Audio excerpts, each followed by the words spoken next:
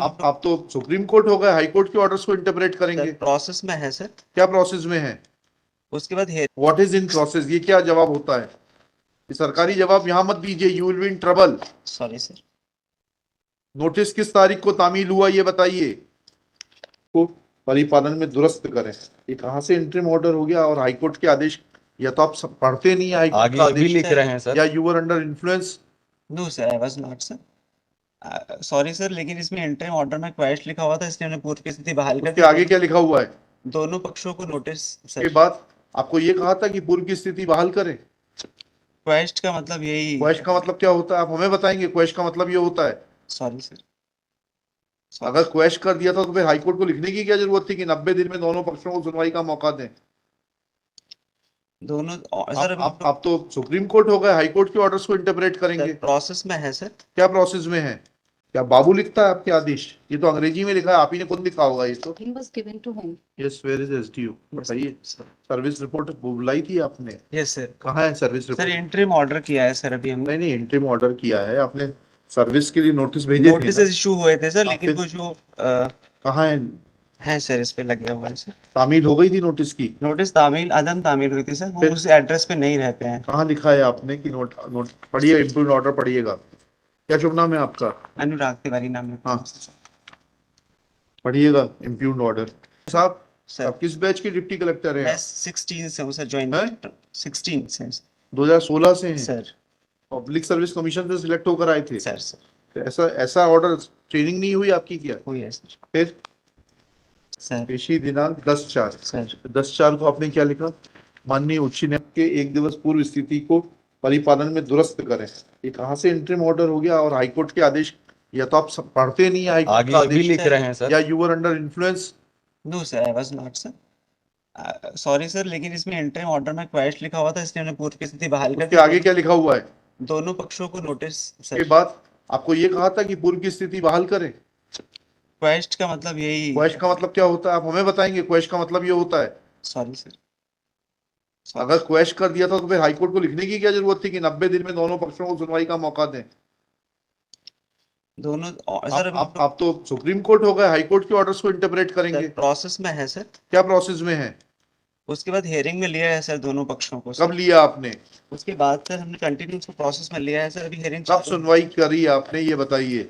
Sir in process है sir. What is in process, ये क्या जवाब होता है? ये सरकारी जवाब यहाँ मत दीजिए, you will be in trouble. Sorry sir.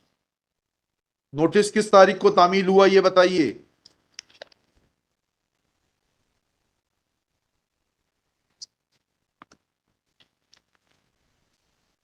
आठ 4/23 को सर। जी, 8/4/23 को सर। तामील हो गया इनके ऊपर? जी सर, ये है सर इसमें। तो आज में आपने क्यों नहीं लिखा कि नोटिस तामीली के बाद कोई उपस्थित नहीं? अगर 8/4/23 को तामील हो गया था तो 11/4/23 के आदेश में आपने क्यों नहीं लिखा? सर इसके पहले एक और इन्होंने एप्लीकेशन यहाँ पर हमारे यहाँ फाइल हमें की उससे थी। मतलब नहीं है। I am sir. Asking you simple question sir that if notices were served on the petitioner on Sir. 8/4, and what prevented you from writing this fact that despite service of notice petitioner is not appearing? Sir तो बाबू नहीं लिख सकता इतना तो। खुद देखते हैं sir. जी, order sheet बाबू लिखता है सर। ये बाबू ने लिखी है 11/4 की? आपने लिखा है कि बाबू ने लिखा है? ये मैंने लिखी है सर 11/4। तो कहाँ लिखा है इसमें आपने कि तामील उपरांत अनुपस्थित? सर सॉरी सर, बट ये इंटरिम ऑर्डर है सर। ये नहीं, इंटरिम ऑर्डर पास करने के लिए आपको हाईकोर्ट ने कहा ही नहीं था। ऐसा भी आपने नहीं लिखा कि अंतरिम आदेश है। पेशी में लिया है सर, फिर आगे सर। फिर आपने लिखा है तदनुसार आवेदक को नोटिस जारी किया जाए, मूल प्रकरण आदेश दिनांक को संलग्न किया जाए। कुछ और इसके बाद रिकॉर्ड भी 11 तारीख के बाद जो है 5 दिन बाद जो है 17 तारीख को इन्हें रिकॉर्ड भी रेवेन्यू रिकॉर्ड में एंट्री भी कर दिया। 90 दिन का समय दिए, इतनी जल्दी थी मगर नहीं सर, हमने 90 दिन का पूरा हियरिंग में है सर, 90 दिन कंप्लीट नहीं हुए हैं सर। आपने सॉरी फिर सर। रेवेन्यू रिकॉर्ड क्यों दुरुस्त कर दिया, ये तो समझाइए ना थोड़ा सा। Sir order quiet. Sorry sir. Sir तो करेक्ट करिए। सर देखिएगा, Shri Satya Prakash Mishra, learned counsel for the petitioner. श्री शुभ नाम बताइए आपका? अनुराग तिवारी, हैं? डॉक्टर अनुराग तिवारी। डॉक्टर अनुराग तिवारी। किस चीज के डॉक्टर हैं आप? मैं पीएचडी हूँ सर। पीएचडी है। Doctor Anurag Tiwari, sub divisional officer. तहसील हुजूर, नहीं सॉरी, सब डिवीजन हुजूर, district Rewa, present in person along with, आपका जो नाम बोलिए, श्वेता यादव गवर्नमेंट जी, advocate, Shweta Yadav government Miss advocate. Shweta Yadav, government advocate. It is submitted that order impugned is an interim order. However, this court is not satisfied that this order is interim in nature. SDO has clearly misunderstood the orders of the High Court dated 15/3/2023 passed in WP 11216 of 2022. He was required to afford an opportunity of hearing to the parties and was required to complete proceedings under section 115 of MPLRC within a period of 90 days from the date of production of certified copy of the order. Full stop. बताइए 115 में, आप ही की बात पे चलते हैं, सीधे land revenue code दीजिए। सर कहाँ है इंटरिम ऑर्डर का प्रावधान 115 में? पढ़िएगा। नहीं 115 में नहीं है अरे भाई 115 की प्रोसीडिंग करेंगे तो इंटरिम ऑर्डर कहाँ, किस प्रावधान में कर देंगे आप? सर। एमपीएलआरसी के किस प्रावधान में किया आपने इंटरिम ऑर्डर? हाई कोर्ट के ऑर्डर अरे भाई, sir you are governed by MPLRC. Sir High Court did not ask you to pass any interim order. Sir आप जितना उलझना चाहते हैं उतना पर्याप्त उलझा दिया जाएगा। सॉरी सर सॉरी आप बताइए ना, 115 में बताइए पढ़ के, कहाँ है प्रावधान इंटरिम ऑर्डर का?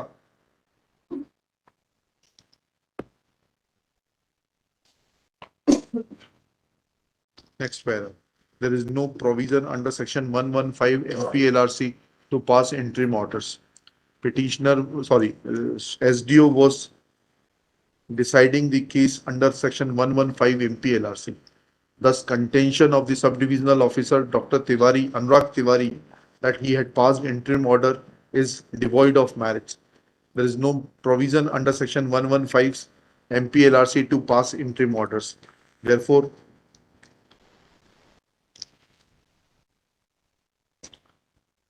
impugned order dated 11/4/2023 cannot be said to be an order of interim nature.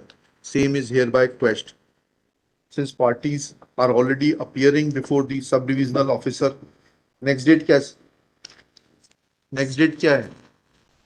Sir 22/4 22/5 है sir 22 And next date fixed before the subdivisional officer is 22/5. He shall try to complete the proceedings as per the earlier directions of the High Court.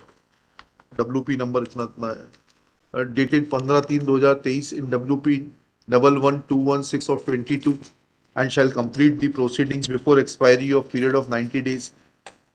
And my humble submission, it may be transferred to another SDO, my lord. ये सब काम यहाँ नहीं, My lord, in fact, my lord, यहाँ नहीं। we can't say, my lord, that at this stage, my lord, but my lord, we are I under have threatened. no material to suspect his bona fide.